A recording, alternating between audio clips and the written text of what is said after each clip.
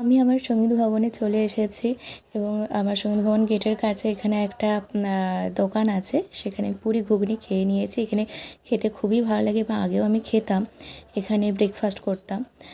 তারপর আমি সঙ্গীত ভবনে চলে গেছি আমার ডিপার্টমেন্টে। প্রথমে আমি আমার কাজটা সেরে নেব, তারপর আমি তোমাদেরকে দেখাচ্ছি। অফিসে ঢোকার আগে এখানে সঙ্গীত ভবনে ঢুকতেই চারদিকে এত সুন্দর সবসময় গান ভেসে যায়, মনে হয় যেন মনটা কত শান্ত হয়ে যায়।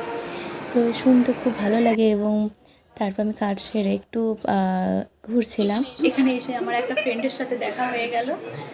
তো আমাদের একসাথে কাজ করতাম সঞ্চিতা। আমার এক বান্ধবী চলে এসেছে, এ হচ্ছে আমার হোস্টেল অ্যান্ড ডেশেরই রুমমেট বলতে গেলে সীতা, আর ইনি হলেন আমার ব্যাচমেট। কিছু কুর্তি আনতে দিয়েছিলাম, সেগুলোও নিয়ে এসছে। হ্যালো, ওর ভিডিও সবাই দেখো, ভালো লাগলে কিন্তু অবশ্যই লাইক কমেন্ট করো আর ওকে প্লিজ সাপোর্ট করো তোমরা। আমার সবচেয়ে কাছের বান্ধবী বলতে গেলে, যেহেতু অনেকদিন পর দেখা হয়েছিল তাই একটু অনেক রকম ঘোরাঘুরি এবং গল্প আড্ডা হলো। এটা হলো আমাদের সঙ্গীত ভবন, একদম গেটের কাছ থেকে দেখো কত সুন্দর দেখতে লাগে। আর তারপর আমি চলে গিয়েছিলাম আমার সেন্ট্রাল অফিসেতে, যেহেতু ওখানে একটু কাজ ছিল।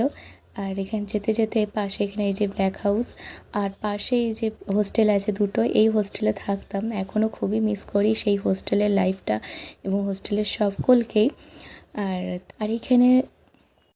আর এখানে সব হোস্টেলগুলো রয়েছে, এগুলো অনেক পুরনো হোস্টেল আছে এবং নতুন হোস্টেলও আছে। আর এখান থেকে যেতে যেতে গৌড় প্রাঙ্গণ পরে, গৌড় প্রাঙ্গণ, তারপর ঘণ্টাতলা। আর এখানটা খুব সুন্দর দেখতে লাগে। এখানে ছোট ছোট বাচ্চা ছেলেমেয়েরা পাঠভবনের যারা, তারা এখানে খেলাধুলা করে আর এখানেই তাদের ক্লাস হয়। আর সবচেয়ে বেশি দেখতে ভালো লাগে গাছতলায় ক্লাস হয়, তখন দেখতে খুবই ভালো লাগে। আর এখানে গাছপালা প্রচুর আছে, দেখতে পাচ্ছেন প্রচুর গাছপালা।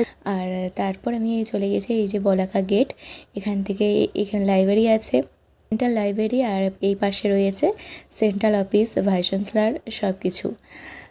দেন আমি এখানে সেন্ট্রাল অফিসে চলে গিয়েছিলাম। দেন আমি আমার কাজ সেরে নেক্সট ভিডিওয়ে দেখা হচ্ছে, টাটা।